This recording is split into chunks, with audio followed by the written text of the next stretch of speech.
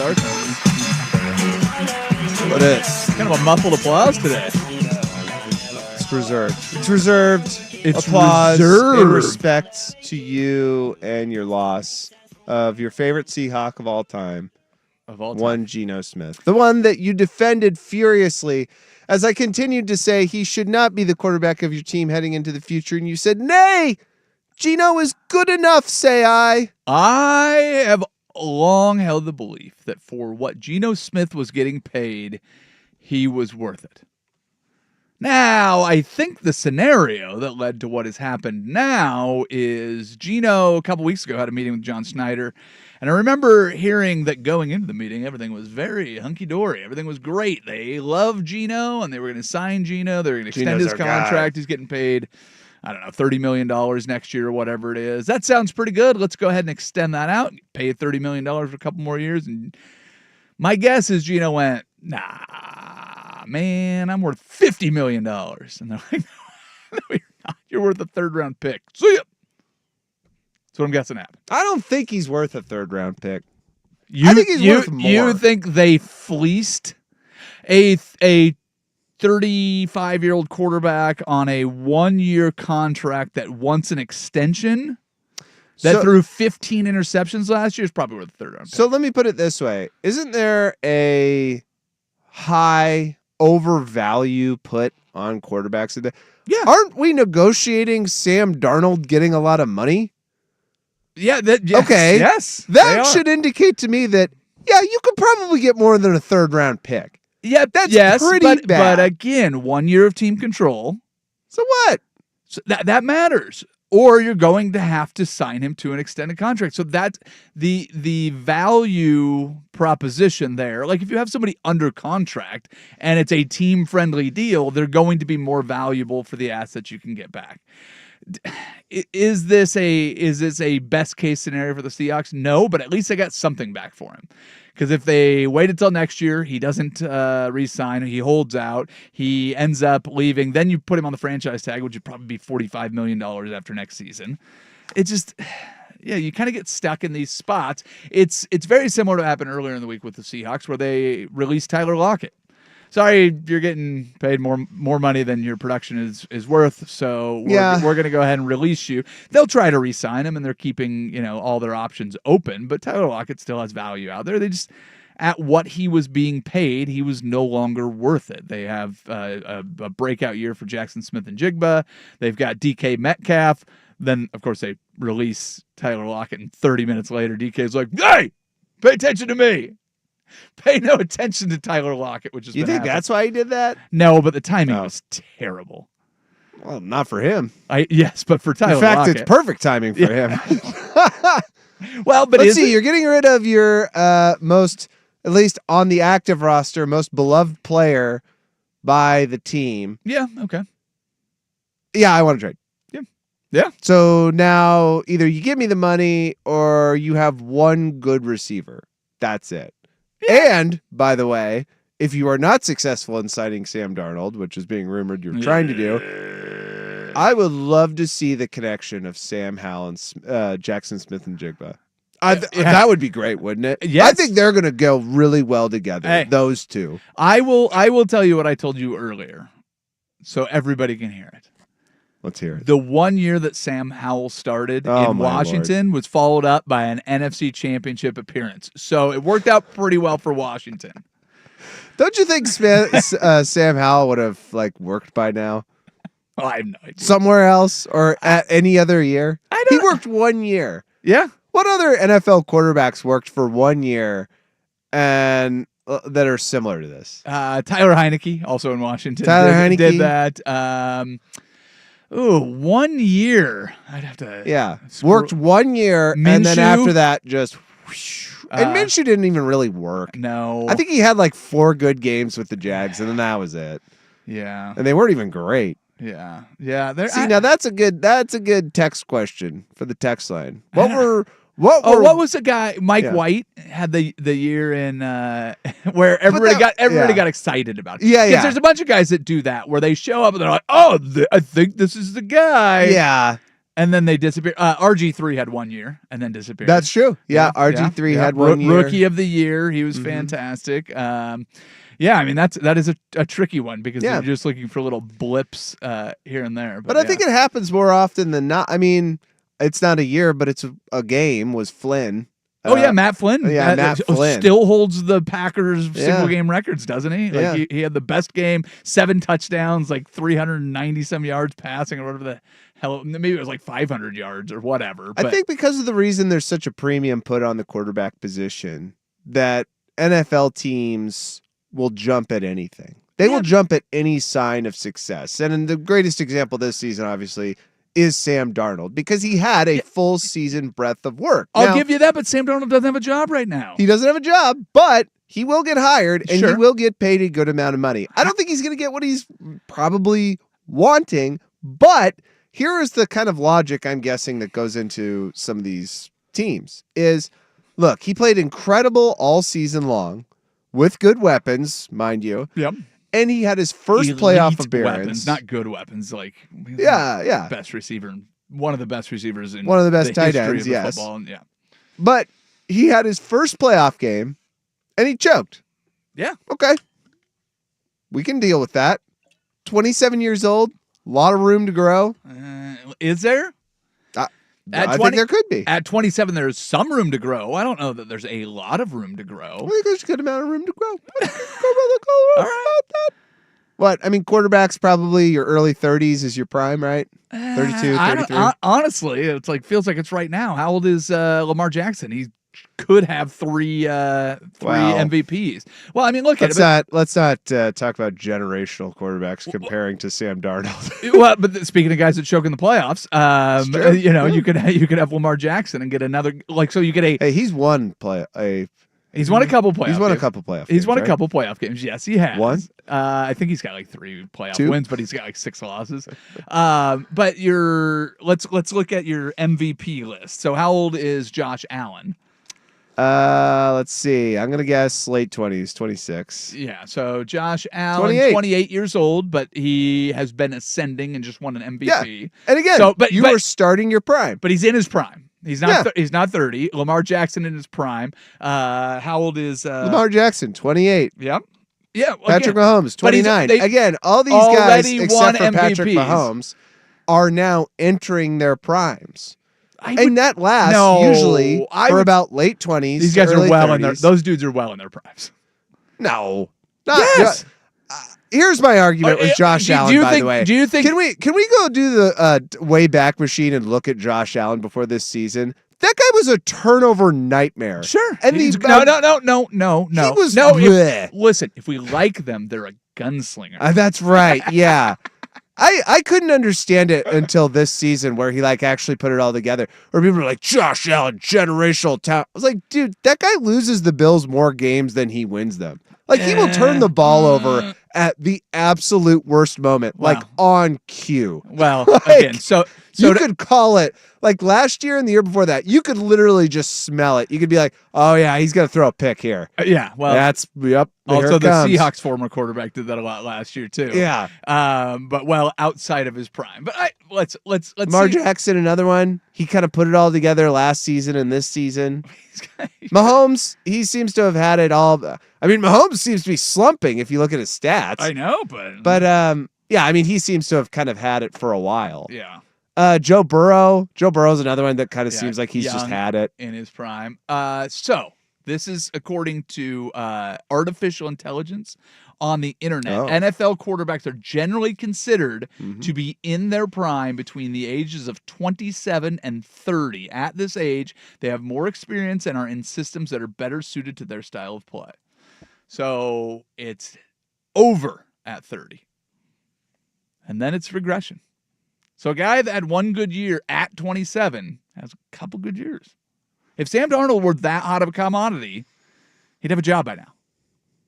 Don't you think?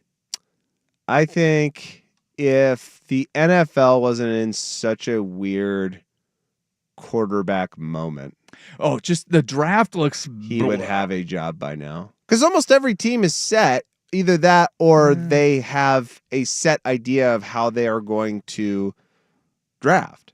The Giants were willing to pay $100 million to 97-year-old Matthew Stafford, and now they're courting 89-year-old Aaron Rodgers. Yeah.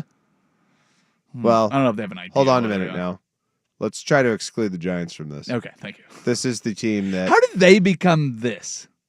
I don't know. But Giants this have is always this been a is the good team that traded their greatest player probably in a decade to a division rival for nothing. Yeah. And then They the guy didn't goes even on trade to him. win the Super They Bowl the didn't next trade year. him. They just didn't resign Or him. yeah, they didn't resign Yeah. him. Yeah. And then he just walked over across. Yeah. And he's like, yeah, So I'll play here. Giants decisions, Raiders decisions. Yeah. I generally try to just Yeah. Well, this is what I'll say. And these guys probably won't have starting jobs next year, so you won't get to evaluate them next to each other. I'd rather have Daniel Jones or Trey Lance than Sam Darnold if I'm the Seahawks. I think that's very presumptuous of you. What? I think you don't really I don't want Sam Darnold. appreciate how horrible Daniel Jones is at quarterback. I don't think you appreciate how much of a wild card Sam Darnold is, where, yes, he can go out there. Yes, he has the talent to go out and win some regular season games. I don't think that there's any point in shelling out a bunch of money. I'd rather have a bad season with a bunch of good young players and be missing at the quarterback position, because the quarterback is the one that can win you and lose you games. So if your record is poor, and I have not looked at the 2026 NFL draft, mock draft for quarterbacks yet, You haven't? but I imagine it is a lot better than the 2025 draft. If you're fighting over Cam Ward and Shadur Sanders, I think we could probably do a little better. Here it is, your quarterback ranking on NFLDraftBuzz.com. Arch Manning, Nico Iamolave, Drew Aller. Okay, well, you know what? You know what though? You don't know. Cade Klubnik. You don't know until you know. Yeah. Garrett that's Nussmeier. That's the thing with all these, is these like looking ahead. Yeah. You just don't Is know. it like you really just don't know? Because I remember even the season before Caleb Williams last year, it was just kind of like, oh, Yep. Caleb Williams is just the consensus. You got to get that guy. And then he goes out and has like one of the more confounding last college football seasons where it's like, if you look at the stat line, you'd be like, oh, yeah, a little bit of a drop off. But then you look at the game tape and you're like, oh, boy, it looks like he doesn't know what he's doing. Yeah. Well, It looks like Lincoln Riley has taught him how to get the ball, look downfield, and then without any awareness say, I'm going to go run around. well, and the crazy thing too is it's just there's been three guys ever that have been as consensus a number one pick. It's Elway, it's Manning, it's and well, I guess even Manning was between him and Leaf. It's Andrew Luck. These are the guys in the category with Caleb Williams. Yeah. And then the guy behind him takes his team to the championship game. Yeah. It's just we'd like to think that we all know when we look at the experts making their picks and they have no idea what they're doing. Yeah. Did the Seahawks do the right thing? You know what? Who knows? Maybe Geno will have a great year in Las Vegas, but he played really well with Pete Carroll. So there's this combination of things. Is it the wrong decision for the Seahawks? Time will tell. And even if it works out really well for the Raiders, it doesn't mean it was the wrong choice for the Seahawks. It's so hard to tell right now.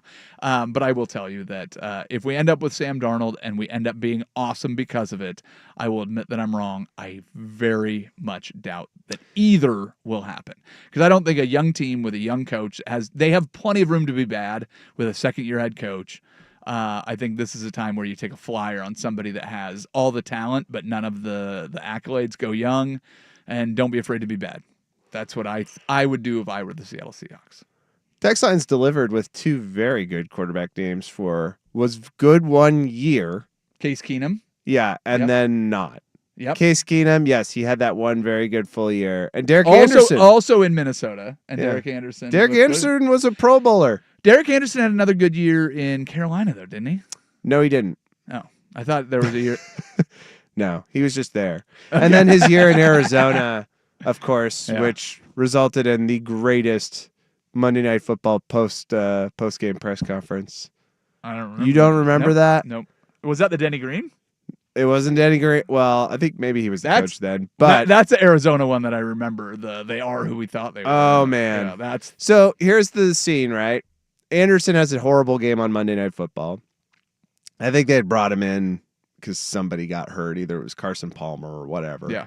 Terrible game on Monday Night Football. And then fourth quarter when they're getting blown out, there's footage of him on the bench sitting with Deuce Latui, who's a offensive lineman, and they're like kind of laughing. And like you can tell they're like kind of joking around. Which I'll tell you from somebody who's played football at a higher level, when you're getting blown out, at that point, yeah, whatever. Like there's not a lot. I'm not just gonna sit there with a What am I supposed to do? Face. Like, at this point, I'm getting blown out. I'm forgetting about it. Sure. So he goes to the press conference, and this local reporter for Arizona goes, "Hey, we saw you on the sidelines sitting with Deuce Latui, like laughing. What was that all about?"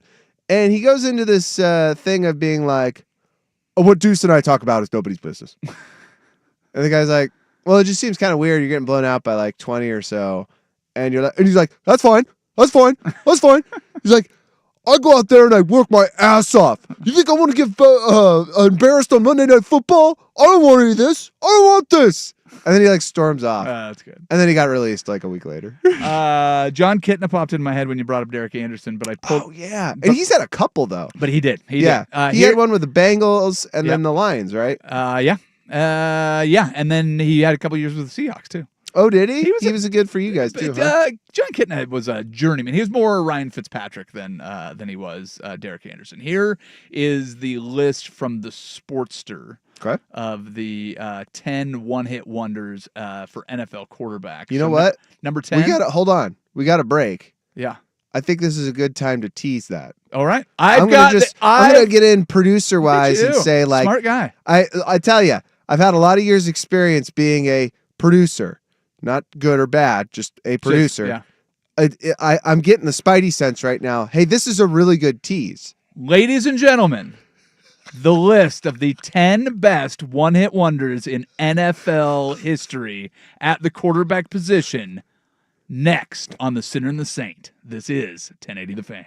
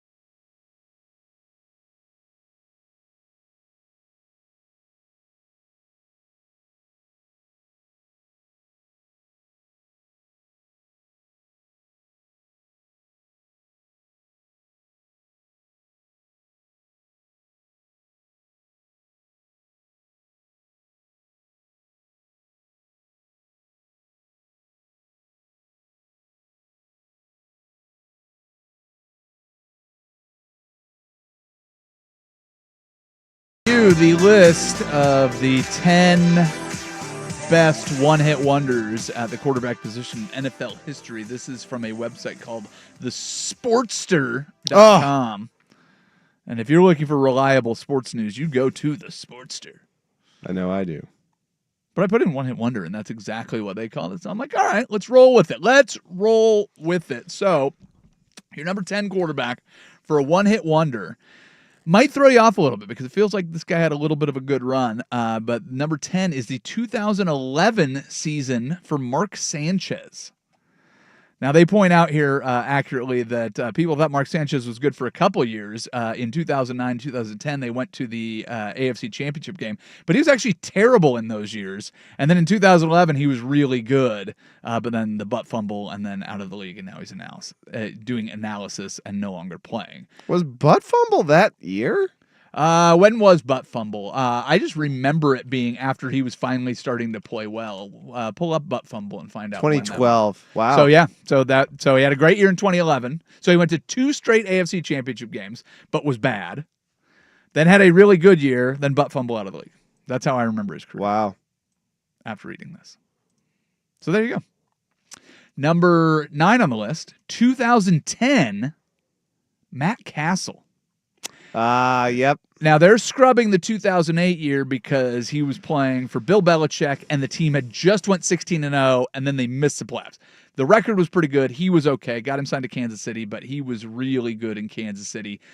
27 touchdowns, only 7 turnovers, and they ended up making the playoffs. Yes, so. I do remember the KC Matt Yep, one good year, Campbell Matt Castle in there, and that's a guy that never started a college football game, which is still one of the more amazing things that you have. They are giving credit to Brock Osweiler in 2015 at number 8. Replaces an injured Peyton Manning, and then when Peyton comes back, they still keep Brock Osweiler in there. Obviously, they went on to win the Super Bowl with Peyton Manning at the helm, throwing wounded ducks all over the place. And then he got a lot paid out the buco from the Texans, and he sucked. He was terrible. Boy, he was really bad. I think he's probably the final boss in Denver Broncos tall white guy quarterback video game. Ooh. Because they had an affection for tall white. I mean, they still do. Bo Nix is tall. And he's a white guy. But he's not like 6'7", 6'8". That's true. They did that whole because they had Paxton Lynch. They got Brock Osweiler, Jay Cutler. Yeah. Big, tall, lumbering white. Yeah. What dudes. was the guy that they got? I can't remember his name. They drafted the guy with the mustache, but he never ended up being any good and getting a play. Oh, Plummer? No. It doesn't matter. I can't remember because he was name. short. Yeah, I did love Jake Plummer though. Well, Jake the Snake. Come on. Yeah. Speaking of tall white guys, at number 7 on the list, 2013 Tampa Bay Buccaneers. Mike Glennon. Oh yeah. The team was terrible, but he was actually pretty good. 3,000 yards, 19 touchdowns, only 9 interceptions as a rookie, and then never returned. Was on the bench next year. Is Mike Glennon still in the league? I think he might be. I think he is, and it's all based on having a decent rookie year. Well, yeah. You can pull that up. Let's see what we got here. Mike Glennon, former. Okay, there you go. Number 6, 2002 Pittsburgh Steelers. Cordell Stewart's twin. Tommy Maddox. Tommy Maddox? Tommy Maddox flunked out of the NFL, played in the Arena League, played in the XFL, won the XFL championship, got signed to the Steelers, had a Pro Bowl year, took the team to the playoffs, 3,000 yards, 20 touchdowns, named Comeback Player of the Year. Wow. Yep. I didn't know that happened. And then got hurt, and Roethlisberger came in. Yeah. Well, it just proves yet again, if the Steelers sign a guy who you have questions about, you're right. Yeah. He's probably not that good. Another Kansas City Chiefs quarterback at number 5, 2008. Do you remember Tyler Thigpen? Yes, I do. Yeah. I didn't know Tyler Thigpen was good, though. 2,600 yards, 18 touchdowns, another 3 on the ground. Had a good year. I do remember Tyler Thigpen. 2008 Chicago Bears. Oh, Really? He was good for 1 year? Sexy Rexy? Yeah. Oh, yeah, chucking bombs, I dude. thought he sucked. The defense was 3,000 just legendary. 3,000 yards, 23 touchdowns, by far the best year of his career, Yeah. and then nothing on either side of Yeah. that. Number 3 is Derek Anderson. We already talked about him with Mhm. the Cleveland Browns. 2012 Washington Redskins at the time. Robert Griffin III is number 2. Mhm. And the number one-hit wonder on the Sportsters list of quarterbacks in the NFL, yes, Sportster.com. Tim Tebow's sophomore outing with the Denver Broncos. 2,000 yards, 12 touchdowns, another 600 yards on ground, 6 touchdowns running, and then beat the Steelers in the playoffs. And everybody that had Tebow fever quickly realized that, like, this ain't going to last. That's not really a good year. I mean, it's Well, he didn't play the whole good, season. He didn't play the yeah. whole season. It doesn't Yeah. say how many games he it's played. good. I mean, but it was just so. it was. And I remember that people playoff. got so excited. I know, and I remember that playoff game too. He played like complete garbage until And then he the threw that first one play of touchdown. overtime. He throws that slant, and it was just, and Yeah. it looked like a guy just going back and like, I'm just gonna turn around and chuck it, and Yeah. hope somebody's there. And then it was like, where's the defense? It looked like a guy who hadn't played Oh yeah, the entire game. yeah. And then they're like, we literally have no one. And they're like, can you get in there for one play? He was like, yes, I can. It looked like there was a game. Was it the Cardinals that had to put, or maybe it was the Broncos had to put in a wide receiver in the COVID season Yes. to play? It looked like I that. remember that. It looked like that, and it was the Broncos. So there you go. It's just a guy like, Yeah. hey, can you throw the football? Yeah, a little bit. I played quarterback in junior high. Cool. Can you get out there and chuck it? But there you go. Now, I think ultimately he was the reason the Broncos fired Josh McDaniels. Because McDaniels. Yeah, but Josh McDaniels was the reason they fired Josh McDaniels. Yeah, but now if you remember, you want to talk about some flash in the pan coaching careers. Now, he got them like to the play. I mean, that was well, the but the year reason he got did fired it. is because everybody hated him. I know, but he resurrected that team from nothing. I mean, the year before they were absolute sludge garbage, and he got them to the playoffs. Yeah. And I believe they won the division because I know that was a home game. So, I mean, I think the problem with Josh McDaniels is that he has the brain to scheme. Does he? Yeah. He does. Though, people hate him. Yes, that's what I'm saying. Josh McDaniels got Josh McDaniels fired. There's a problem with that. And I think what he thought was, okay, people hate Bill Belichick, but he's still successful, so I can do the same thing, as all Belichick disciples go, except for Romeo Cornell. Yeah. It just doesn't work because you have to be respected too. Like, you can be hated, but like also if you're respected, it still works. That was the case with Bill Belichick. Though you might not like him for how his bedside manner was or how he dealt with you financially through contracts, you still respected him because he had some type of aura about him and he exuded leadership. Now, Josh McDaniels didn't really do that after he got fired from the Raiders after a week. The story of Antonio Pierce telling the team a motivational story about his Giants beating the Patriots in the Super Bowl. And then as he walks off, this is real, by the way, he came up to Antonio Pierce and said, "Don't you ever effing talk about the Patriots like that again." What is wrong with that for the guy? Patriots, Yes. All right, just to That wrap was up, your last job. just to wrap up our quarterback conversation, John Kitna started 15 games for the Seattle Seahawks in 1999, threw for 3,346 yards, led them to an 8-7 record. His best year with the Bengals, they were 8-80, threw for 3,500 yards, and his best year with the Lions, 7-9, but threw for 4,000 yards. He also threw for 4,200 yards when they were 3-13. But he had good years in Seattle, Cincinnati, Detroit, and then also started 10 games for the Dallas Cowboys, threw for 2,300 yards. So Yeah. he was a journeyman. 14 Wow. years in the league, and was greatness. So he threw for almost 30,000 yards. The great John Kitna. He was good, man. Yeah, he was. Did the same thing in Detroit. Yeah. Did a little bit of it in Cincinnati, I remember. I thought for sure he'd end up being a coach. Like, are you a little surprised that John Kitna's not a head coach somewhere? What does he do now? Sell cars? I don't know what John Kitna's doing. Probably right now. retired, I would guess. Yeah, Or maybe he's just a coach like at the high school level. Yeah. I mean, honestly, I don't know. But yeah, the great Central Washington, greatest Central Washington quarterback of all time. Kitna. Now, I want you to, if we are going to head to break, I want you to take a look at. Well, we're going to Sports Center. Then. Oh, that's right. Who's I want producing you now? to take a look at a picture of him Who, John Kitna? online. Yeah. And I want you to kind of just tell me, like, what do you think if he didn't play quarterback, his job was?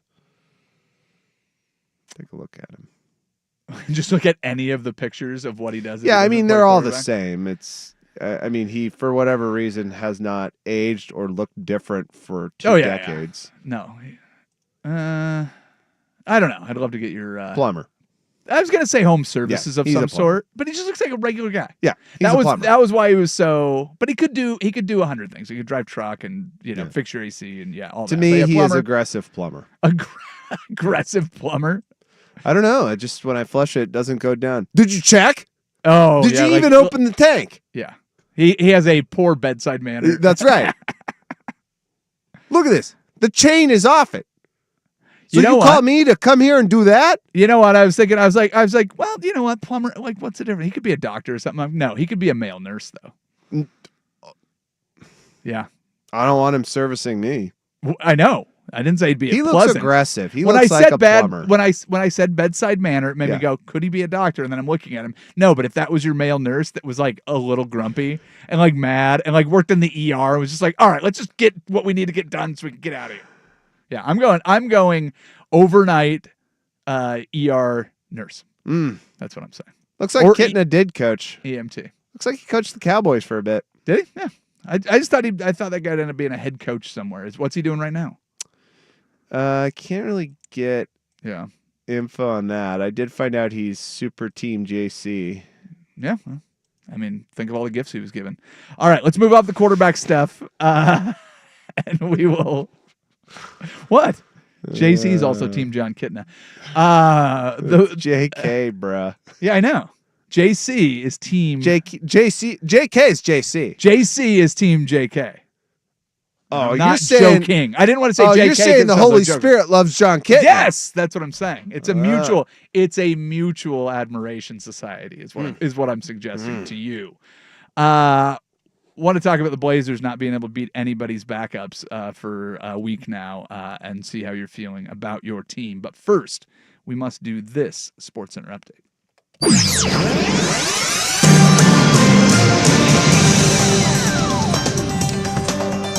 Well, I'm very delighted. Not about my team right now No, in spring training. what are you delighted about in spring training? I'm delighted that the Yankees are not, There you go. are kind of in the same boat. Yeah, Garrett but Cole. it's still preseason, so it's like, hey, is everybody putting their best foot forward? Just try to see. Right, yeah. But this one, though, is not good. Louis Heel's out too, isn't he? Garrett Cole concerned about right elbow soreness. down. From what I've heard, the elbow on pitchers is kind of Oh, there was like a thing, right? yeah, a little bit. Apparently, you can make the muscles stronger. That little tendon there that takes care of a lot of the snap in it. Yeah. Can't really make those stronger. This is also on the heels that Giancarlo Stanton.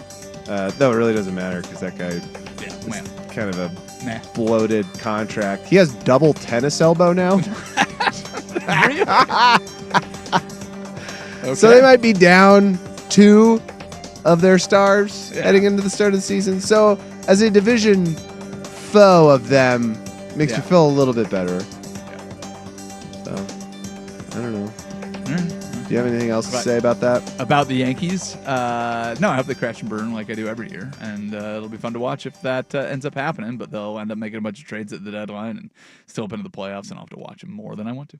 More sports scores and stories in 30 minutes. Will Darkins from the George McCoy at Warren Allen Sports Desk. Hurt and missing work. Insurance companies acting like jerks. don't call your mom, call George McCoy at warrenallen.com. Brah, you down. You need an Onaloa mixed plate from 808 Hawaiian Restaurant. Takeout, delivery, or dine-in at 808 on Burnside, Woodstock, Beaverton, or order online at ate-oh-ate.com. I'm Marcus. Ahui ho. Mahalo. I'm Jeff Jr., founder and CEO of Trajan Wealth. I was born and raised in northern Wisconsin by both my father, who owned a small 10-lane bowling alley, and my mother, who was a nurse, who did her best caring for everyone in our small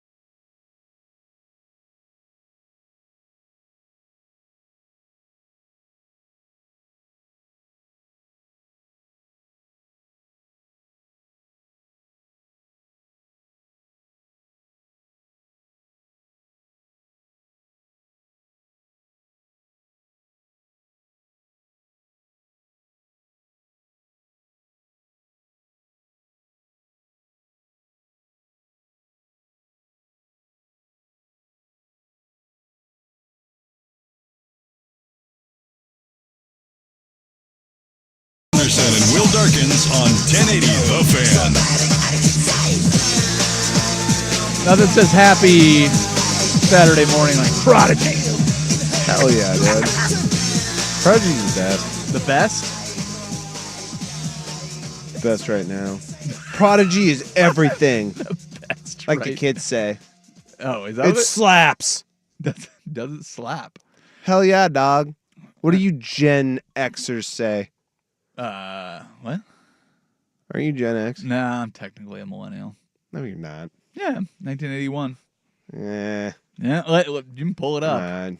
Pull it You're up. Gen X. Sure. You are spiritually Gen X. Yeah, I'm probably spiritually like a boomer. Old school. I would hope not. Oh, no, that's how I feel. Oh, yeah. Well, I'm, You go around to young people and you're Yes, like, I you do. can't have anything nice. Yeah, absolutely. That's exactly what I do. And then when people talk to you about like how they parent their kids, You're like, well, that's not how we used to do Yeah, it. that's See, it. I used to get beaten and talked down to. Yep. That's how you raise kids. Yep, that's exactly what I do. Real quick follow up. John Kitna is the head coach at Lakota East High School in Cincinnati, Ohio. Hey, that's good. There you go.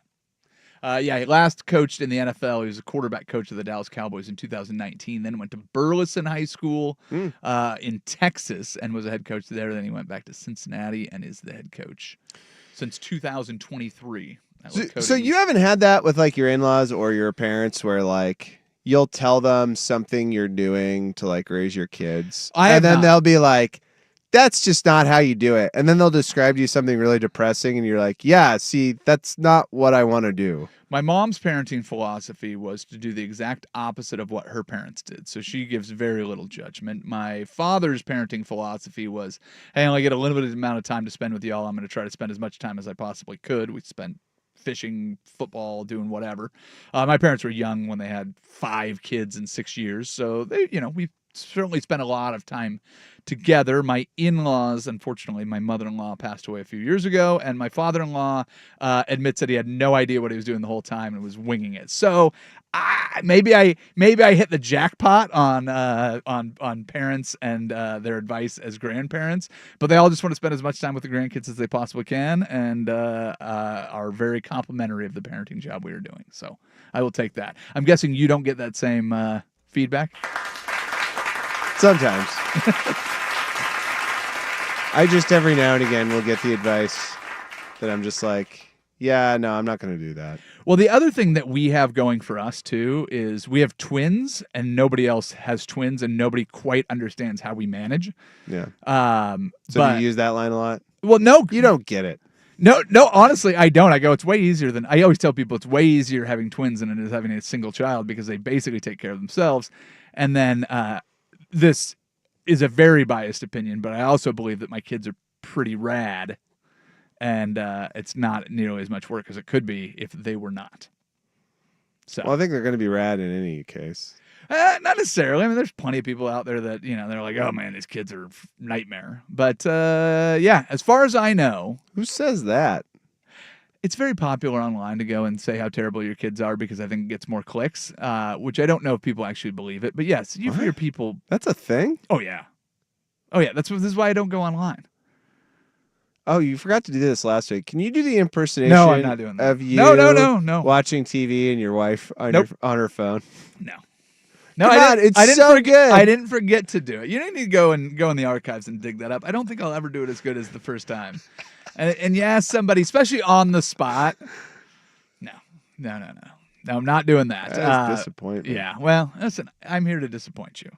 But yeah, I think that the having twins is an absolute blast, and I do need to tell you about the big sports moment that we have today. Oh, okay. The twins are playing in their first ever. It's just a jamboree, but technically it will be their first ever lacrosse game going on right now as we speak. Oh, they got into lacrosse. They got into lacrosse. Now, how does that work with 8-year-olds? I will tell you how it works. So they happen to go, and they have a boundary exception. Their daycare is right next to a elementary school in Clark County. And we want to keep their daycare because it's really convenient. So we got a boundary exception. They end up going to this elementary school that is lacrosse crazy. The one of the second grade teachers that neither of the girls have is like the high school JV coach for lacrosse in the Evergreen School District. And so he is trying to get a youth program going. And I think this is the first year they're doing it. But they did like a, hey, let's go have fun and play like casual lacrosse in the fall. One of my daughters signed up for it. The other one didn't. And then they came back around to the spring and he's like, all right, well, we got the league started. We've got it all figured out. We're looking for kids. And the only elementary school in the entire district that has lacrosse is the one the girls go to. So kids from all over the district are coming to their school to play. They love the teacher, and they got kind of excited about the idea of playing in games, and so they got recruited into it. And then another very good friend of ours, her daughter is the assistant coach for the JV. So we've got friends that grew up playing lacrosse, and they encourage the girls to give it a try. So boom, we got 2 lacrosse players doing their jamboree today. Now, what is the ratio of the ball moving to everybody hitting each other with sticks? I think it's pretty high, just kind of whapping each other with Yeah. sticks. Okay, so what I've seen for practices now. And to be fair, really the only sport that like looks okay with little kids is like t-ball. Because like at least they hit it. They Yeah. hit it. Yeah, I they get that. they I'll get hit it I'll and get like they can throw it, and of course it's never gonna go out of time. One of the funniest parts about little kid baseball is you can always steal second Oh yeah. because nobody's ever gonna throw you out over there. They should just make it a rule you can't steal second. But I will say the fun one is basketball was hilarious. yeah, I coached a Basketball's very season funny. of basketball. There is no dribbling. There is no passing. And there is just one kid that really wants to shoot and will just chuck it up. it's all little Steph Curry. I coached one. Well, no, because I cannot shoot it that far. I coached one game, and I was like, "All right, I'm not going to worry too much about dribbling or passing."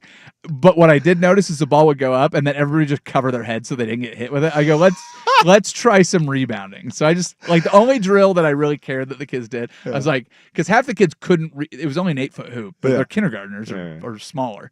And they couldn't throw it even high enough to get to the 8-foot rim. And so I go, all right, here's what we're going to do is everybody get a ball, throw it as high up on that concrete wall or brick wall as you can, and then try to catch it before it hits the ground. That's And we- good. And we did that drill, and they started getting rebounds. Good. And they had one game where they rebounded the ball like 13 times in a row before somebody finally made a basket. But that was all we did. The other sport that they do, which is awesome for kids, is gymnastics. And that is because it's individualized. It's just a way to figure out how your body works and do all that. And we don't have to worry about them chasing a ball or carrying a stick or whatever. So they've been doing gymnastics for a while. But the fact that they came to us and wanted to do lacrosse. And my wife doesn't really believe in the idea of sitting outside in the freezing cold if she doesn't have to. She's adamantly against it. Did she read like the manual? Oh, she did not. Because like there's a short manual on parenting. There's the short and the long one. And the short one actually, there's only a couple rules, and one of them is like you're gonna sit outside in the cold. Can I just tell you the reason that the girls played basketball and the reason that the girls Indoor do gymnastics? Yeah. Indoor. Yeah. You can't fight it for long. Now, It's the same thing as like you just pray to God they don't get into swimming. Because then you got to drive them to practice at 4:30. Yeah, is that what? Yeah. Oh my God. Please don't get into swimming. Yeah. I want you to learn how to swim, but just do it on the weekend with your friends. Yeah. You don't do it competitively. Yeah. Well, Unless you're going to be Michael Phelps. I don't want to wake up at 4:30 to drive you to a gym where there's 3 other like zombie parents. Well, and the fear with gymnastics is they'll get really good and then get really hurt. And there was because the amount of injuries that gymnastics girls and boys end up with, like when they get at really competitive levels, is pretty crazy. But I worked with a gal that was in the Olympic training program, and she was like, I don't know, like this was years ago. She was probably like 25 at the time. Beautiful young woman, and she would get up from a chair and just be like pop, pop, pop, pop, pop, like every bone in her legs from her hips to her toes would crack, and then she'd just roll her neck and just hear it like a meat grind. But then she'd still go out and she'd be like, all right, well, we're doing something like a team building or whatever. And she'd go out and do like a, triple flip and all this cartwheels and stuff. And so she was still a BA, but it was just like, it was crazy. Yeah. So anyways, the girls are having fun at gymnastics. That's all I want. That's good. So yeah, those are but today it's all about lacrosse. So let's go. There's some big jamboree out in Hillsboro. So if you're going out there to watch all the kids play, I think it's like pre-K to high school, all doing the same thing. So let's go lacrosse. We'll talk about Blazers in hour 2. Right now, we need to get to good versus evil. We do it next. Sinner and Saint on 1080 The Fan. Portland Perks.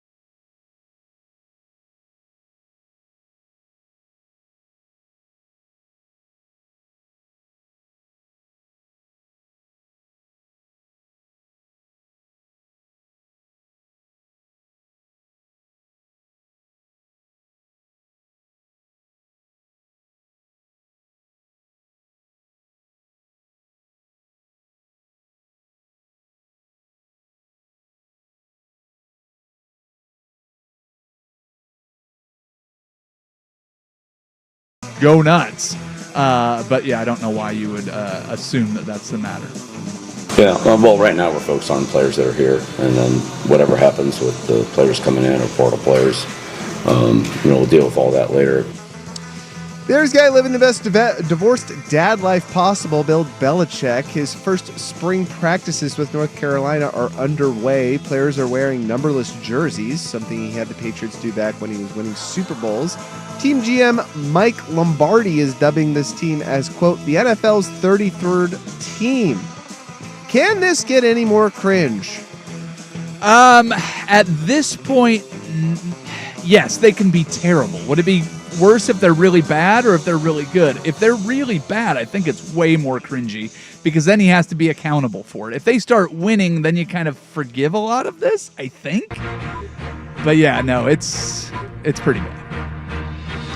Yeah, He's just parading around with his girlfriend and just trying to make the NFL out of college football, which never really seems to work. Yeah, it's pretty bad. if anybody can do it, I guess. it's probably not him. Yeah, but again, look at his record without Tom Brady and tell me how good a coach he is. All right, ready for the favorite story of the week? I'm always ready. The only reason I show up on Saturdays is for your favorite story of the week. I thought it was the catering. Well, that too. Did you tip them?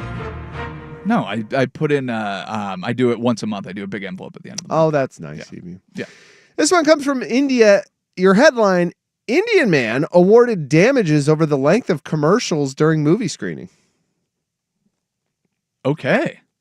I can get behind that. so- Exactly. All right. Let's go. A name which I'm not going to attempt to pronounce. 31-year-old lawyer from southern Bangalore decided to take action against PVR Ionex chain, which I'm guessing is an Indian movie chain, after he was forced to cancel work calls because the movie overran the scheduled finish time. Ah, yeah. Interesting.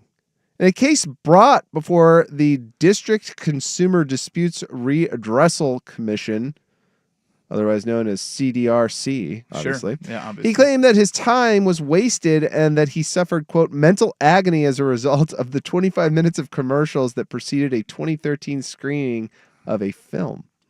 It took a little while to get through the courts, huh? 23 minutes? Yeah, but 2013?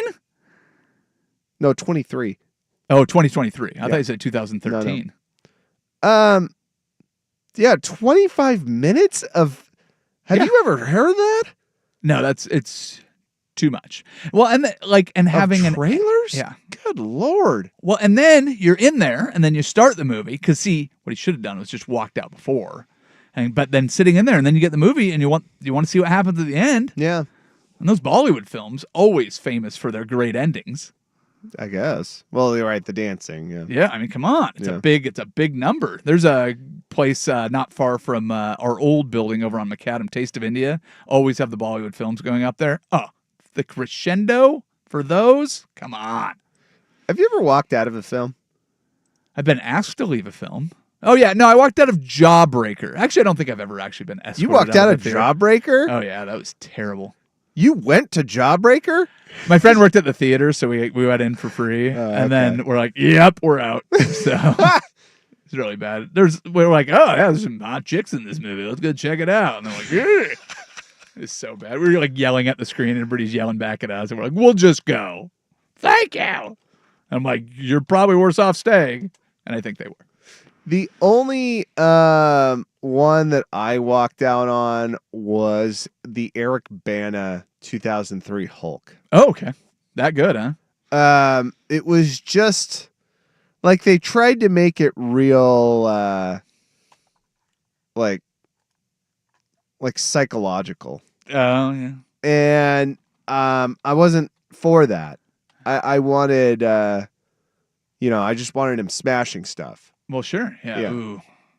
Is there anybody more known for just like the one like when you say Eric Bana, all I I went think to of is that Bad over Hulk. Some of All Fears, I guess is what I'm trying to say, which Yeah. pissed me off because that's a great movie. But I guess my question is anybody more well known for their one egg that they laid? Like I don't know that Eric Bana has done anything great, but like when you hear his name, you just think of the Bad Hulk movie. Yeah, I mean, I don't think of anything else with Eric Bana. That's what I mean. Yeah. He's just tied to a Terrible movie. Australian actor. He was in Troy, Yeah, I see what he was in, Yeah. but I didn't know any of Munich, that. Black Yeah. Hawk Down. These are good movies. Yeah, but he ain't the guy. No, not really. But that's a good place to be. Yeah. You're just kind of in the background. You're Yeah. putting in some solid performances, and then you're the Hulk, and it's terrible. And that's what you're remembered for. And I believe the director of this film was, if I'm going to get this right, why aren't I getting a director? I don't know. Please, for the love of all holy, give me a director. Hulk. Why can't I get a director? Based on Oh Marvel, my created God, by I've Stan been Lee looking and Jack, now. Produced by Ang Lee, there we go. There you go. Oh, was it Ang Lee? Yes. Oh, wow. Now that's another part of this. Yeah, but Ang Lee, I won't want to say associate with that movie. Yes. It's just Eric Bana. That's what I was. But that's what I was thinking too. Was that like, why did they give Ang Lee this? Because it's a trademark, right? So like, you can only give, these trademarked movies distributed through a studio to like certain people. Like, this wasn't Ang Lee's passion project, is what I'm trying to I say. got it. He wasn't like, I want to make a Hulk movie. It's like they went out and But probably you don't know that. Well, so what? He like got the idea, and then he came to whoever it was, Marvel, who owns it, is like, Yeah. I want to make a Hulk movie Yeah. that dives deep into his emotional turmoil. Okay, that's interesting. How much smashing will there be? About Minimal. 10 minutes. That's it. Well, also you have to remember what the effects budget probably was in 2003. A little different than more recent films. Come on, though. I'm just saying. 1990s, 2000s were famous for action movies. Yes. Couldn't advance it a little. I would have even know. taken crappy CGI Hulk smashing more stuff than good CGI. Would Hulk. would you have taken Lou Ferrigno style body double just coming in and breaking stuff? Lou Ferrigno? Yeah. Like from the TV show. No? All right. Well, ladies and gentlemen, that's our Good versus Evil. It's brought to you by our friends at 808 Hawaiian Restaurant. And I'd recommend you eat their food. I've got a trip coming up to Hawaii. I might need to like start game planning to like preview it. I might go to 808, get some mac salad. 3 locations, Burnside, Beaverton, Woodstock. Just go to their website, check out the menu. You can order right there online, ate-oh-ate.com. Hour 2, we'll talk some Blazers, we'll talk some baseball, we'll talk some trash to each other and to listeners. Shut up. Yeah, you too. That's Hour 2, Sinner and Saint, 1080 The Fan. Hey, it's Lori from Guardian Roofing Gutter.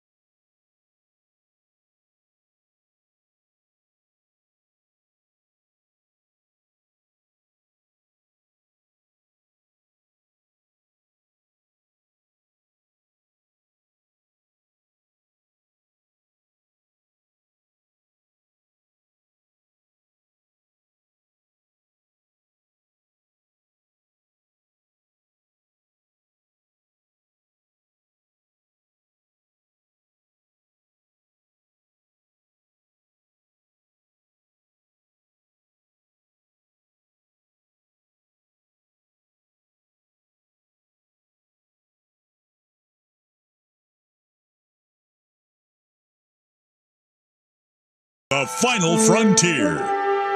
These are the voices of the sinner and the saint. Did you really think that after absolutely blowing your butt out in game one, did they blow their butt out? Yes, they blew their collective butts out to try to get that win. Their weekly mission to provide hot takes, medium takes, mild takes, to boldly go where no show has gone before. Take me to Flavor Town. Luke Anderson. You're welcome. You're welcome, world. Will Darkins. I know what you're thinking. What will the butt test tell us that the nose test didn't? The Sinner and the Saint Tailgate Show on 1080 The Fan, the Odyssey map, It's just turned into a gigantic Mexican. and 1080thefan.com. Hour 2. If you miss anything from hour 1, shame on you. Try to be better. But don't worry, podcast available at 1080thefan.com, odyssey.com, the Odyssey app.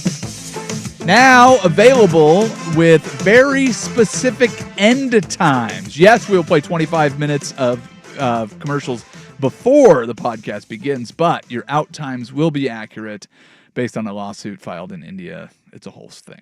Yeah. It's a whole. Not our fault. I didn't have anything to do with it, but we don't want to get sued again. Yeah. So, Again. Just Well, now. after that intern wrote that letter about you. What now? Oh, right. We can't talk about it. Yeah, exactly. That did not happen. So the Blazers, your Portland Trailblazers, have you actually taken time to watch a game yet, Will? I know you're getting ready. I know you got seats at Moda. I mean, I took time to watch like the first 2 quarters last night, Okay. and I got exactly what I thought I'd get. Which was what, mediocrity? No, just not as good as a team with their best player out. Yeah, well, it's been kind of funny, right? The Blazers have played. They played the Cavaliers without Spida. Donovan Lost. Mitchell's out. Lost in overtime, but played well. Lost, You played Boston without Tatum, without Porzingis, Lost. without Drew Holiday. Not only did you lose, but the backups had like an all-time game. Yeah. And then you played the Oklahoma City Thunder without Shea Get and dusted. well. They had it within 2 in the fourth quarter and then got dusted. Sure, but the They other had it thing, within 2 in the fourth quarter. Mhm. Well, that makes it even worse. why? you play a close My game. man, the game was 107-89. It was That bad. means something bad happened, and it happened very quickly. Which happens and in the NBA. aggressively. There are runs, and that's how things work in the NBA. Not like that. But there's two. Within 2? Yeah, like, Come on, man. Then you get blown out? yeah, things go the wrong way sometimes. I guess. There's 2 different ways to look at this. One is they're not as good as these teams minus their stars, or you realize how good these teams are even without their stars. Because as good as Shea is playing, it helps to have a supporting cast that can step up and play in moments. As good as Donovan Mitchell has been, there are 3 All-Stars on the Cleveland Cavaliers, and that's a pretty well-balanced team. And Boston, I think, is the best example of it, because you look at Peyton Pritchard and Derek White are now the only duo in NBA history to make 9 threes in a game each. They are the only 2 players in Boston Celtics history to score 40 points in the same game. So they're missing stars, yes, but if you look at it too, you have these teams that it requires a lot more than one great player to be a great NBA team. And I think part of me is just looking at it going, yeah, you can rest these guys against the Blazers and still win these games. But I think you're going to get performances that are going to step up and show that, like, hey, even without our best player, we can still go out and do something. I think all this tells you is that this is a okay team. Yeah. That's it. Which is Yeah. fine for right now. And that's totally fine. I don't think it says anything other than that, really. Well- Because, again, this was the pattern, and this was very predictable. Actually, it was hilarious because my brother has just started getting into watching the Blazers. And he got into it with the 2 winning streaks, and he Sure. was like, I want to start watching them. And I was like, okay, well, I'm just warning you, like, it's not great. It's good. It's okay, Yeah, but you're going to have to, like, watch it with the filter knowing that, like, this isn't really the year you want to put a lot of stock in, right? Yeah, And I so he would watched agree with these that. games, and he was like, I don't know, man. They're just they're going up the board. I was like, yeah, 2 wins against a Phoenix team that's given up, a win against the Pacers and the Kings. Doesn't get me super excited. And, last night or yesterday, he was like, yeah, if we can beat the Thunder, that's like a statement. And I was like, they're not going to beat the Thunder. Yeah. And he was like, yeah, but they've been playing well lately. And I was like, they've been playing well lately against horrific teams, like very bad teams. Well, Hornets, Utah, Washington, Brooklyn. Those are all bottom barrel teams. They beat Philadelphia. Speaking of teams, Yeah, without bottom stars. of the barrel. Yeah. So What game are you going to? I know you've got a game coming up. Memphis. Going to the Memphis game. So looking at the thing, here's the thing that you can get really excited about the Blazers. Home game before the Memphis game. They play against Washington on Monday the 17th. You can get in that game for $4. The Washington game, if you want to go and try to, or the Memphis game, you want to go and try to spot Will Darkins in the crowd, you can get in that game for $7. Yeah. Cleveland, who they just played to overtime on the 25th of this month, $7. Atlanta next month, April Fool's Day, $5. So they're certainly not drawing. They don't have the excitement. Portland has been a great city for this basketball team over the years, and they had sellout streaks that went seasons after season after season after season. Now's a time where if you want to go and just get into NBA basketball, keep your expectations low. I think you're on the right path. Yeah, they're a lot better than they were last year, and if they can keep growing. I mean, this is the same pattern that you saw with Oklahoma City as they got good. It's the same pattern you've seen with Houston over the last couple of years, and they're getting good. Detroit's one of those teams that tomorrow night, I mean, Detroit's coming to town. That's another team that could be good in a couple of years. Cade Cunningham kind of showing that's why a team he's that's an good irrelevant. now. In fact, they're threatening for the fourth spot in the Could be East. playing for a title soon. Okay. So, I mean, just a team that's ascending. Yeah, I guess is my point. You have this whole thing, and you like to do this. I think Be because, optimistic about sports. you like to rub back in my face the whole Thunder thing because I got They excited haven't won about anything the yet. Thunder. They haven't won anything. They yet. haven't won anything yet. Now, you liken what the Thunder did to where the Blazers are now. Is that right? Following your pattern, somebody that is Right. very down on the Blazers, I do like to use that as an example when I speak to you about the Blazers. So yes. here's the main difference in that. The Oklahoma City Thunder had a plan. We do not yet have a plan. Okay. What was the Oklahoma City Thunder's plan? I'm going to gather up as many effing draft picks as possible. And because I can't sign free agents, which sounds familiar, I'm going to be at the top of the draft every time, and I'm just going to I'm just going to go. I'm going to pick guys that my evaluators like. I'm going to inject them in, and then at the perfect moment when I can get a really good player, I will trade for him. And in fact, I won't have to give up my draft picks because I already have this aging guy that for whatever reason this team really likes a lot, who has in the last 2 years playing at Oklahoma City shown that he is not as good. And I'm going to go get a generational mid-range scorer. The Trailblazers don't have that. And in fact, they don't really have a plan. Here's the Trailblazers plan when Joe Okay. Cronin took over. It was get rid of all of Neil O'Shea's pet projects, get younger, get more athletic. They've done that.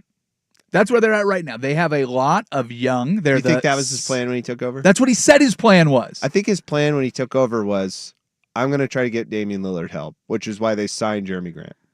Sure. Why else would you sign Jeremy Grant? They wanted to get longer and more athletic because having a team built around it, but they also got rid of CJ. They got rid of Norm Powell, who they brought in late. They got rid of all of these other guys that looked like Dame.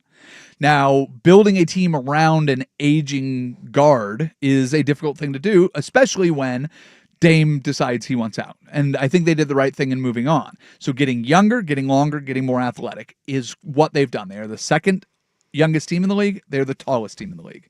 They look a lot different physically. If you lined up the shortest to tallest guy on this roster, you take this year's team and you take a team from 5 years ago, they look very, very different. Yep. I agree with that. So listen, is it easy to put together a winning formula in the NBA? No, absolutely not. I mean, look at Phoenix. A couple of years ago, they were in the finals with Chris Paul and Devin Booker. This year, they've added Kevin Durant, Bradley Beal, and they've just gotten worse every year. Well, and they've got an owner that has the deepest. I mean, Come on. It was a bad idea. Yeah, it was but a it horrible idea. but it seemed like this was a team that was close, and they made all the wrong moves by getting an owner that had unlimited money that's very invested in this team. That's the exact an opposite idiot. of what you see. I don't disagree with you, but like they were right there and they screwed it all up. Yeah. So I guess my point is, how often do you have a team that gets all of the pieces to work? The NBA is the most difficult league to win in, because when a team gets to the top, they tend to stay there for a while. That's why you see multiple championships, and even across a decade where a team will win 4 or 5 championships. And the one that I always point back to where it doesn't work to your Oklahoma City process, the Philadelphia process. They had a plan too, which was to get high draft picks, build a roster that's going to work. That is an absolute flame out. And now you've got a guy that has no knees, who's getting paid $60 million a year, who nobody else is going to want, that you're not going to be able to unload unless you pay a big chunk of that contract. Well, you know, other teams have done this too, by the way. Yeah. And they've done it successfully. Who? Tell me. The Suns. The Suns did it successfully. And they did it successfully because they had talent evaluators, unlike 0 championships. I guess maybe again, What's the goal? championships, and that might be your other issue, is that, and I don't know if this was caked into the process, but the idea that like, we're doing this to win a title. And in fact, I don't even think Oklahoma City did what they did to win a title. I think they went, we can't sign anyone. Yeah. No one will sign here. We signed Kevin Durant once, and the league looked at that, and they go, oh, he left. No one wants to go here. Yeah. So the only way we can stay competitive is to get draft picks and trade. The Suns did this. They tanked, were horrible, and actually probably, I want to look this up, but probably one of the worst teams of the 2010s until the very end. They were horrible. And then they drafted smart. Yeah. They got Booker. They got DeAndre Ayton, who was good for a couple seasons. And they got Cam. So they ran him out of town. I know. Yeah. I mean, he was good, though. Campaign. Yeah. They got Cameron Payne. They got all these good pieces. And then, again, they put it all together with a trade for Chris Paul. Yeah. And they appeared in the NBA Finals. They did. That's really, really good. I don't think a lot of these things are about winning an NBA title. Sometimes it is because there's a window. Okay, how do you For feel? the Sixers, if that was their plan, that's not very smart. Go ahead and I don't think Oklahoma City's plan at the start of this was, we're winning a title and this is how we're doing it. It was like, we have to stay competitive and this is how we're going to do it. Your Blazers went to a Western Conference championship. How do you feel about that appearance? I felt like that was quite honestly a fluke, Yes, and I it was did. stoked about it. But but from a distance, doesn't the Phoenix appearance look like a fluke in the finals? Remember No. how every team they played every team they played in the playoffs had a significant injury as they met them. Okay. I will say that was a fluke. Well, then not fluke out the Celtics last year. You can. You might. Who If they don't- had one of the greatest statistical and record regular seasons in NBA history. Fluke them out. Yeah, go for it. No, man. It's Go for different. The Blazers have not made their move I yet totally agree. towards of like turning the I'm corner. not- This is very early in the process of rebuilding. And again, all these teams that did it, that got to the finals or got close, they acquired that one missing piece. The Suns acquired Chris Paul. The Thunder, we'll have to see, but it's looking that way, acquired Shai Gilgeous-Alexander. Yes, they did. It works that way. Even the Clippers, man. The Clippers kind of did it because they got to the Western Conference Finals after acquiring Paul George and Kawhi Leonard. Yeah. There's pieces that get you there right at the end. You- I think you're confused that the process was a good idea. It was a None terrible of us think idea. it's a good idea, and I don't think anybody has really tried to mimic that exact thing. No. I think what teams do is they realize that they're at a competitive disadvantage, and they say, okay, we're not tanking to win a title. We know that. We are tanking because we need to start building up assets, and we need to use those assets to try to build a culture around this team. That's the part of this that has bothered me with the Portland Trail Blazers. The culture? They're kind of just stagnant. They have these young players, but it's like they're not really showing huge improvement. They're better, but not a lot better. And really that roster, and I look at it, I go, well, no one looks great. They'll look good, I guess. They're also, but no one they're looks also 20, really good. 21, 22, 23. Great. Awesome. It's just- So I'll wait another I don't know Kinda how how it many works. years if I have to do this. Kind of how it works. I mean, You kind of have I to don't wait it know. out. and I guess they're not at that point where they can trade for a piece. Yeah, because they're not a piece away. Yeah. So there you go. All right. Yeah. It just, it's very confusing what's going on to me. I think all this kind of just fell into Joe Cronin's hands, and he just took the narrative that was easiest. He's like, I quite honestly, I don't know what I'm doing. Yeah, I quite honestly think he came into this thing and was like, "Oh, I've got this plan to make us competitive now," and then it started going bad, and then they were like, "Oh, we got the third pick." Okay, I guess we'll just pick. Well, What's that? Oh, the he wants two- to get the two- traded. The All two, right. well, the two bigs went away, and they're like, "Well, Yeah. this is the third best guy." What What's am I that? supposed to do? We have all this money and no one wants to be here. I guess we'll sign Jeremy Grant. I don't know. Yeah, well, I kind of. don't know. If it were easy, everybody would do it. Everybody would go out and win a championship. But guess what? It's true. not easy. It's true. I'm sorry to disappoint you. Kind of where we live right now. I am getting just inundated with college basketball stuff. Are you ready for any college basketball season? I have no beat on it. Oh man, I tell you what, that's how I am too. I'm just looking up at the screen. I'm like, I don't know who any of these players are, but we are only a couple weeks away from March Madness, which is always fun because that's when you really learn these people's names. So instead of going into that, since you and I know nothing, I do want to try to get a beat on the rest of the NBA from you. I know that you're kind of out on the Blazers. You've made that very, very clear. But the Lakers have won 3 in a row. The Warriors with Jimmy Butler look entirely different. Who do you like at this point in the NBA season? We'll talk about that next. Sinner and Saint, 1080 The Fan. Are you curious about who offers the best deals on top-rated Samsung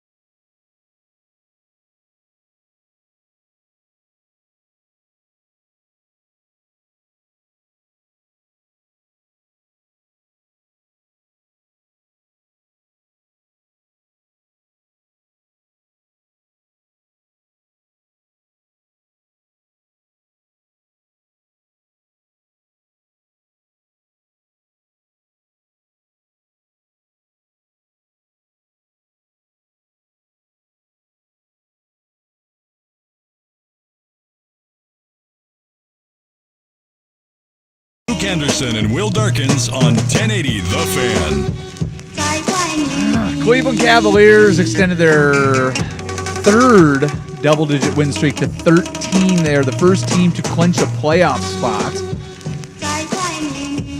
Crazy. It's like 20 games left, and they're already in the playoffs.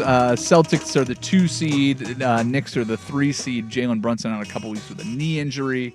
Oklahoma City obviously got the win against the Blazers, but they are still 10 games ahead of everybody else. But now the Lakers are the 2 seed currently. Well, yes, currently in the Western Probably Conference, not for long, I will say. followed by the Nuggets, who just had a 30-20-20 game, first in NBA history from Nikola Jokic.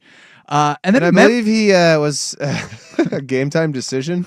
Was he really? Yes. Oh my goodness. He showed up not even knowing if he was going to play. It was kind of like, he might. And then it's like, oh, well. Yeah. I mean, it was against Phoenix.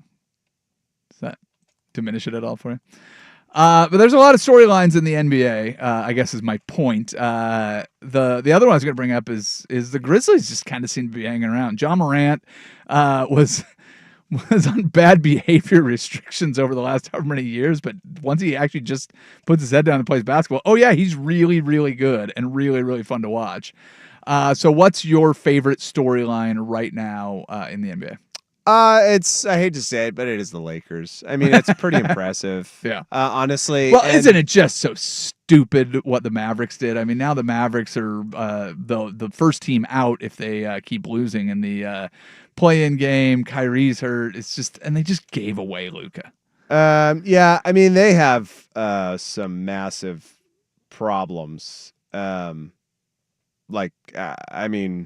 This is getting I mean, you really have to consider as team ownership, though they won't because they're getting exactly what they want. And I have heard rumors that they're just trying to get out of Dallas. Oh, are they really? Well, wow. Kind of here, connect some dots here. They traded away a guy who was nearing the end of a contract where he would be eligible for the Supermax. Yep. $375 million or something over 5 years. Yeah, and they decide to, with very auspicious reasons, trade him early. And what they get back is crap. Yeah. Crap to a point that doesn't tether you to a team and to a location for long. You weren't going to sign Anthony Davis for another contract because that was kind of it. This is pretty much the tail end of Anthony Davis's career. You would think. Yeah, he's going to be. He can't stay healthy. He is as good as he is now, and then that's probably it, and it's all downhill from here. Kyrie Irving, though it seems like he's been in the league for 4 decades, is still only early 30s. Yeah.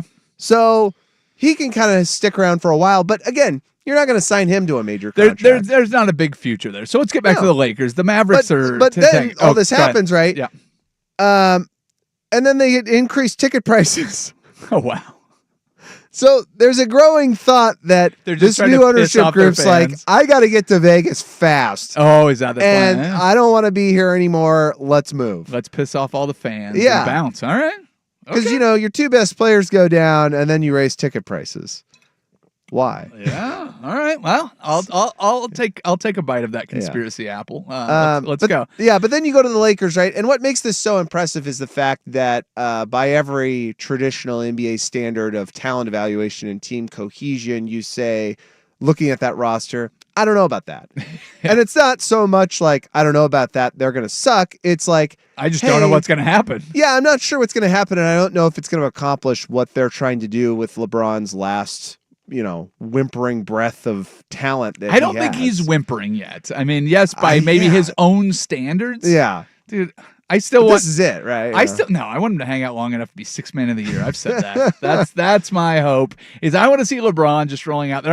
I want him to be like the 8th best player on the team and win 6th man of the year. Yeah. That would be the career accomplishment that I'd want to see. What else is he going to do? Yeah. He runs all these businesses. He's got his empire. He runs all that from the sideline already anyways. Why not just stick around and hang out as long as you can? Play with both of your sons. That would be an accomplishment. Come on. Well, and what's so impressive about it is that you have 2 insane IQ guys on the floor with each other. And I think that, too, what the thought was like, okay, you kind of had that in Dallas with Luka and Kyrie, because Kyrie is a high IQ guy, but Kyrie was missing the team cohesion part of it, the leader part of it. Yep. I've never really known Kyrie Irving to be a team leader, though it seemed like he was kind of displaying some of that in his last 2 years here. Certainly getting better at it, yeah. With the Mavericks. But you put together 2 point forwards, essentially. Yeah. And it's kind of dumb of us all to not think that, like, this would work pretty well. Now, is it going to work in the playoffs? I'm still very I'm dubious excited about to that. see. I'm excited to watch it, Yeah. obviously, and they're probably going to get past the first round, I would imagine, which would set up, because this is a thought, you're going to have possibly Warriors Thunder, Denver Lakers, and Cleveland Knicks. Like, that's going to be your second round. I don't know the other side of the East, but that's going to be your second round in the NBA playoffs. How friggin' awesome is that? That is must-watch TV for everybody. You would probably you'll have a combination, if the top 4 seeds, you'd have a combination of Cleveland, Boston, New York, and Milwaukee. Sign me up. Yeah. Because if you have Giannis and Dame humming at that point, I mean, last year they went in limping in literally and figuratively. But if you have Milwaukee, Cleveland, and Boston, New York, yeah. Come on. That's amazing. Come on. That creates a second round of NBA action where I am watching all of those of everything. Yeah, but and if you have Ja Morant or this young upstart, I mean, there's a whole litany of guys on the Rockets that can be in there. I mean, this could be the NBA playoffs are great. But think about the NBA Golden regular State season getting out. The NBA regular season is a lot. It's a very long slog, but the NBA playoffs are great. I mean, I am a huge fan. I kind of even like the play-in setup. I think it's great. So it works. It's okay. It all works. It's gotten a little tired over the years. They've got too many teams already in the playoffs, so why not have somebody get knocked out for just like fighting their way in? I like that there's another element to it. The bottom 2 seeds have to win an extra game. To me, it works. I can appreciate that. I think I just don't care enough at that point, because I'm just like, I know, like we've already done 82. I think we got it, but I am very confident none of these teams will do anything. I guess what it is there's a possibility of momentum going into that 1-8 series and the 2-7. It's just a little something, a little bit of intrigue before that. So it's like an appetizer. That's all it is. That's all it is. All right. Any other stories you want to hit in the NBA? I've got some NFL tidbits for you. I want to see those tidbits. All right, we'll do the tidbits, but put first, them in front of me. This Sports Center update.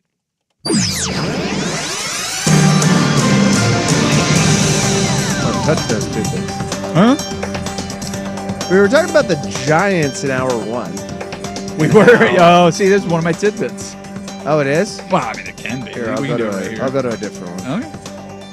I can't do that if that's one of your tidbits. I mean, it's a tidbit. You brought it up in one of the breaks, so I was like, I made note of it. Sweet tidbit.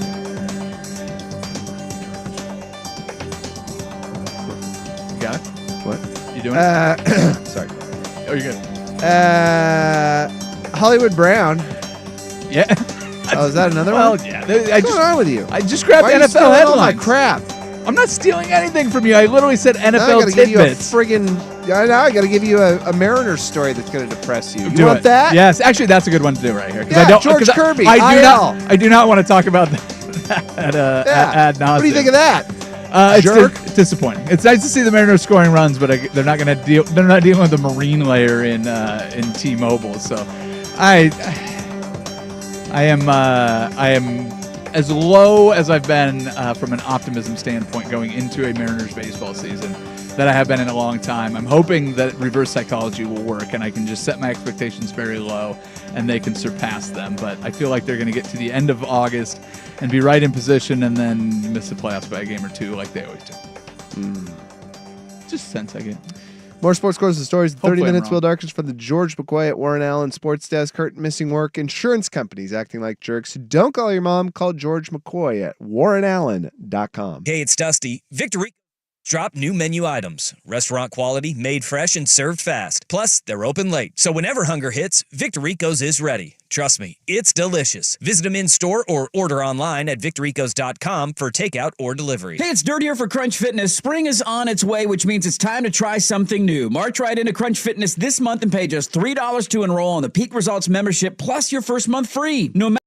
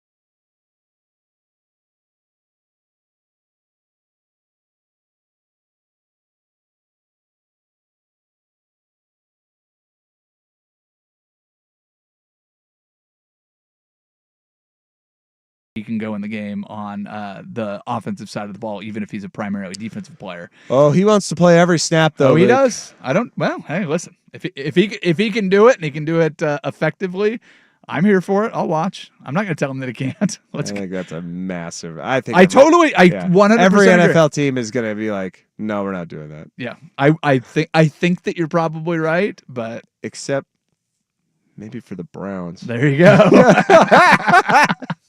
But yeah, 6 foot 3/8 inch and 188 pounds. Yeah, man, he can grow. All right, we'll see what Get him beefed up a little see bit what more. happens. Have him play. Dude, yeah, just having somebody like that in the secondary, especially since he has such great leadership qualities. Like everybody has talked about him at the combine of being like his interviews are incredible. Yeah. Like they love him in those.